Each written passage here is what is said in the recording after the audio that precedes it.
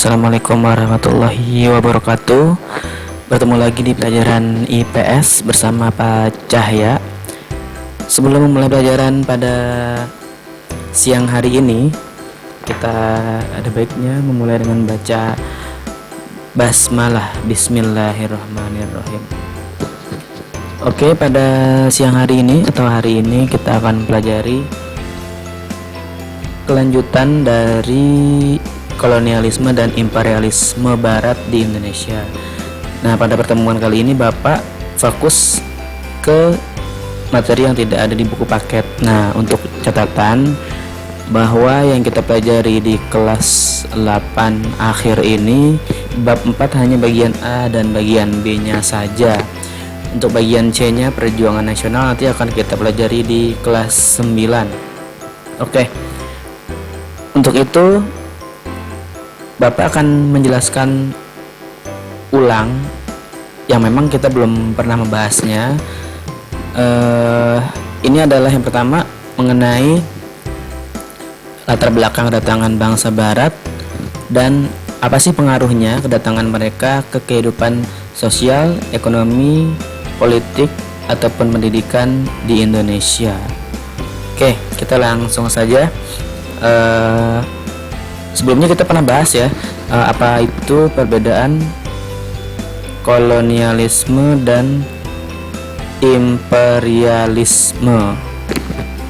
Nah, itu ada di slide yang sebelumnya.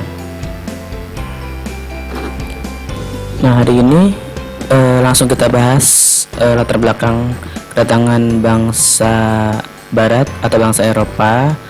Kemudian ini ya, akibat dari kolonialisme dan imperialisme di Indonesia.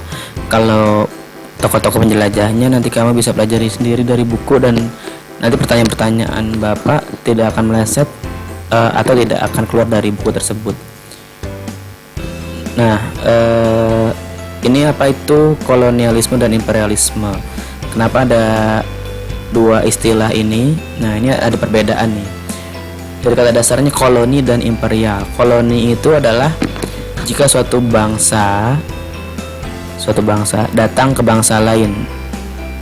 Sistemnya itu, bangsa itu adalah pendudukan atau menempati, ya. Jadi bangsa Barat datang ke Nusantara, ke Indonesia, mereka awalnya membawa penjelajah itu ya. Mereka hanya menduduki, makanya mereka hanya menempati daerah-daerah pesisir atau daerah yang memiliki pantai. Kemudian imperialisme. Nah, ini dari bahasanya imperial, ya, itu kekuasaan. Artinya satu negara datang ke negara lain untuk berkuasa dengan sebuah sistem apa itu, sistem politik. Nah, makanya nanti kamu di buku juga ada mengenai VOC. VOC itu ada struktur organisasinya, dimana di sana VOC bukan hanya ada prajurit, ada penjelajah yang mengarungi laut, tapi juga ada sistem politik. Jadi itu perbedaannya. Kolonialisme itu yang awalnya datang hanya ingin menduduki. Kalau imperialisme itu mereka sudah melakukan penjajahan, sudah menguasai, sudah memiliki penguasa atau sudah memiliki sistem politik. Itu ya bedanya ya, koloni dan imperialisme. Oke. Nah, latar belakang masuknya bangsa Eropa ke Indonesia. Nah, mungkin ini yang di buku ada, tapi Bapak perjelas lagi. Yang pertama adalah jatuhnya kota Konstantinopel tahun 1453 ke tangan penguasa Turki Utsmani. Dengan jatuhnya kota Konstantinopel tersebut, maka perdagangan rempah-rempah Eropa yang tadinya dikuasai oleh orang Eropa itu sendiri jatuh ke tangan Turki Utsmani. Otomatis mereka sudah tidak bebas lagi melakukan jual beli rempah-rempah. Ya, kenapa rempah-rempah itu penting? Karena rempah-rempah berguna untuk mengawetkan makanan dan menghangatkan tubuh, dimana kita juga harus perhatikan pada saat itu tidak ada kulkas, tidak ada musim pendingin, dan di Eropa itu mengalami 4 musim, dimana kalau musim dingin ya mereka bisa kehabisan bahan makanan. Untuk itu mereka mati-matian mencari rempah-rempah, bahkan rempah-rempah faktanya pada saat itu harganya lebih mahal daripada emas. Kemudian kisah perjalanan Marco Polo ke dunia timur. Tapi Marco Polo kembali lagi itu dari negeri Cina melalui jalur pelayaran. Nah, ini menguatkan orang-orang Spanyol, Portugis, Belanda untuk yakin bahwa jalur laut itu bisa dilalui sampai ke Nusantara atau ke dunia timur. 3. Penemuan Kopernikus yang didukung oleh Galileo yang menyatakan bumi itu bulat. Jadi mereka tidak takut di ujung lautan sana jatuh ke ujung dunia. Penemuan kompas. Nah, ini juga salah satu latar belakang teknologi ya. Kompas sebelumnya mereka bisa navigasi menggunakan rasi bintang. Sudah ada navigasi menggunakan rasi bintang. Kemudian, nah, poin kelima ada hubungannya dengan poin pertama, yaitu adalah semangat Reconquista, yaitu semangat untuk melakukan Islam di seluruh dunia atau semangat balas dendam. Lanjut. Nah, salah satu latar belakang yang terkenal adalah 3G, God, Glory, Gospel. Nah, kita tahu ya, adanya keinginan mencari kekayaan atau God, di mana God itu hanya istilah, tapi yang dicari adalah kekayaan atau uang. Rempah-rempah itu harganya pada saat itu sangat mahal. Harga rempah-rempah itu semahal harga emas. Ya, mereka sangat membutuhkan rempah-rempah untuk industri obat-obatan, mengawetkan makanan, dan untuk cita rasa makanan. Yang ketiga adalah gospel, yaitu keinginan menyebarkan agama Nasrani. Nah, ini sudah jelas ya. Kemudian adanya keinginan mencari kejayaan, glory, God, glory, gospel. Glory itu kejayaan.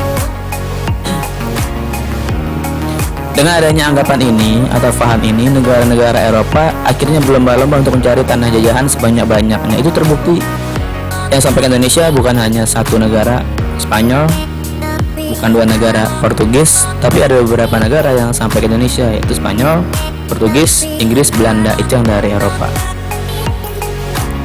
Nah, ada faktor IT atau teknologi pada saat itu yang mendukung dimulainya penjajahan bangsa barat, yaitu ditemukannya teori heliosentris dari Kopernikus yang mengatakan bahwa pusat pada tata surya adalah matahari. Planet-planet berputar mengelilingi matahari dan bumi berputar pada porosnya. Planet-planet berputar mengelilingi matahari, bumi berputar pada porosnya. Bentuk bumi tidak rata tetapi bulat. Hal ini mendorong orang untuk membuktikannya. Dibuktikan dengan apa? Dengan berlayar. 2. Dikembangkannya teknik pembuatan kapal yang dapat digunakan untuk mengarungi samudra luas. Dulu itu di Eropa kapalnya itu kecil, tapi dikembangkan teknik pembuatan kapal yang lebih besar sehingga kapal itu bisa tahan lama. Kemudian mulai ditemukannya mesi untuk persenjataan. Nah, senjata ini untuk melindungi mereka di perjalanan apabila menemui bajak laut.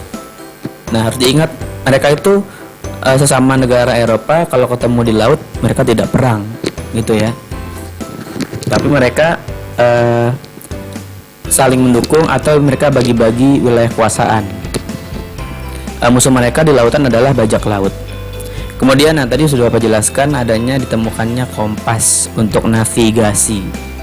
Ya, jadi kalau misalnya mereka awalnya berpedoman pada bintang, tapi ketika ada masalah terhadap rasi bintang itu, bukan rasi bintang yang bermasalah ya, kondisi atmosfer bumi yang sedang tertutupi awan, ya, mereka tidak dapat meneruskan pelayaran gitu. Nah kalau Kompas mereka bebas merayar ke arah manapun tanpa gangguan, baik siang maupun malam itu, baik mendung ataupun terang. Kayak puisi ya. Oke, kompas itu dari mana Pak? Kompas kalau kamu belajar fisika juga mungkin dari magnet kutub utara dan kutub selatan. Lanjut ya. Nah ini sudah jelaskan tadi jatuhnya Konstantinopel ke tangan bangsa Turki. Oke, jadi itu tadi umumnya ada 1, 2, 3, 4, 5. Itu yang umum, faktor-faktor atau kenapa sih bangsa Eropa datang ke Indonesia. Ingat ya, bangsa Eropa atau bangsa Barat yang datang ke Indonesia. Oke, di buku ada penjelasan mengenai politik etis. Nah, politik etis itu sendiri ada di halaman 179. Di sini Bapak menegaskan lagi dan menambahkan yang tidak ada di buku paket. Ratu Belanda, Ratu Wilhelmina, ya, mendapatkan panggilan moral bahwa mereka tuh punya hutang budi. Jadi mereka harus membalas hutang itu dengan melakukan politik etis yang terangkum dalam program Thales Politica. Yang pertama, irigasi. Nah, yaitu membangun dan memperbaiki pengairan dan bendungan untuk pertanian. Jadi awalnya ada irigasi itu datangnya dari mana? Dari Eropa. Ya, sistem pengairan itu dari Eropa. Irigasi buat apa Pak? Irigasi buat mengairi sawah ya, supaya padi-padi tumbuh. Ingat ya, sawah itu adalah lahan basah, dia harus diairin. Yang kedua, emigrasi, yaitu mengajak penduduk untuk transmigrasi. Transmigrasi itu adalah perpindahan penduduk dari pulau padat penduduknya ke pulau yang jarang penduduknya. Jadi sudah ada emigrasi itu sejak zaman Belanda. Yang ketiga, edukasi, yaitu memperluas bidang pengajaran dan pendidikan. Nah, di halaman 179 sambil kamu lihat juga di sana ada bermacam sekolah bagi semua golongan masyarakat ya. Jadi untuk pribumi pun sudah mulai ada sekolahnya nih dari politik etis ini. Nah, ini awalnya pribumi atau orang Indonesia bisa sekolah di zaman penjajahan. Kemudian sebentar, akibat kolonialisme dan imperialisme di Indonesia. Akibatnya ada politik, sosial, ekonomi, dan kebudayaan. Yang pertama, dari sisi politik ya, politik itu berkaitan dengan kekuasaan. Penjajah ikut campur dalam urusan kerajaan di Indonesia. Kemudian mereka juga menerapkan politik divide et impera atau politik adu domba. Ya. Sosial ekonomi, masuknya sistem ekonomi uang. Nah, ini harus ditegaskan ya, bahwa ternyata yang membawa sistem ekonomi uang kertas, uang logam itu adalah orang Belanda gitu ya. Sebelumnya berarti belum ada uang di Indonesia sebelum zaman penjajahan tuh. Kemudian kebudayaan, Bapak ralat yang sebelumnya di Indonesia mungkin sudah mengenal uang dalam bentuk yang lain, namanya itu uang barang ya, uangnya dalam bentuk barang. Kemudian kebudayaan, pengaruh budaya barat lingkungan tradisional semakin meluas ya, contohnya sampai sekarang masih ada, kita masih pakai kalau acara-acara resmi pakai jas, pakai dasi itu ya, itu kan jas dan dasi itu kan adalah kebudayaan yang dibawa sama bangsa barat. Oke, lanjut. Nah, di bidang politik ini melanjutkan yang sebelumnya. Bidang politik ada namanya struktur birokrasi. Nah, struktur birokrasi itu contohnya adalah adanya presiden, gubernur, wali kota, bupati, kepala desa, lurah, camat, dan lain sebagainya. Kemudian birokrasi itu berhubungan sama suatu pemerintahan ya. Berikutnya adalah ada sistem prefektur. Nah, prefektur itu kalau sekarang mungkin provinsi ya, atau negara bagian. Dan juga adanya sistem pegawai gajian per bulan. Gajian per bulan itu juga sistem yang dibawa oleh orang Belanda atau orang Eropa. Ya, kemudian bidang hukum dan ekonomi. Nah, kamu bisa baca ini ya. Ini sudah ada di buku nih, Denles, Mahkamah Agung, Tanah Paksa, kemudian kebijakan ekonomi pintu terbuka melalui UU Agraria. Oke, di sini juga ada yang menarik, bidang sosial dan budaya. Ini namanya sebelumnya kamu pernah belajar mobilitas sosial. Nah, ini adalah kelas-kelas sosial. Kelas pada saat itu pertama yang paling tinggi bangsa Eropa, bangsa Timur asing ya, Arab, Cina, Jepang mungkin itu ya. Kemudian baru pribumi, jadi pribumi yang paling bawah nih, gitu ya. Orang Arab ada di atas. Oke. Kemudian oh ya, by the way, pada saat itu orang Cina sudah ada ya. Orang Cina itu nih maksudnya ke Timur asing. Orang Cina itu sudah ada pada saat kolonialisme. Kemudian kalau ini dari sisi sosial, kalau ini dari sisi ekonomi. Bangsawan kelas atas yang paling tinggi, birokrat pemerintah, yang paling bawah rakyat jelata. Rakyat jelata itu bisa jadi tani, nelayan, dagang kaki lima, yang bekerjaannya pekerjaan informal pada saat itu sudah ada. Selain itu ya birokrat pemerintah, yang maksud sini adalah di atasnya PNS gitu. Kemudian yang atas adalah karyawan kelas bangsawan kelas atas. Bisa jadi mereka adalah keturunan bangsa Eropa. Oke, bidang sosial dan budaya yang berikutnya adalah adanya perpindahan masyarakat dari desa ke kota. Kemudian mulai adanya kesadaran diskriminasi terhadap perempuan. Nah, istilah desa dan kota sendiri itu pun dikenalkan oleh orang Belanda. Jadi adanya urbanisasi itu juga pengaruh dari Belanda atau dari Eropa. Kemudian adanya kesadaran diskriminasi terhadap perempuan. Ini awalnya pada saat itu memang sudah ada, tapi belum bisa dilaksanakan dengan baik. Kemudian bidang budaya melanjutkan yang tadi ya, westernisasi. Bahasa-bahasa kita ada beberapa yang dipengaruhi oleh bahasa Belanda, bahasa Portugis, dan bahasa Belanda dan bahasa Portugis ya kebanyakan ya. Oke. Kemudian dibukanya sekolah dengan sistem pendidikan barat yang tadi dibuka paket halaman 179.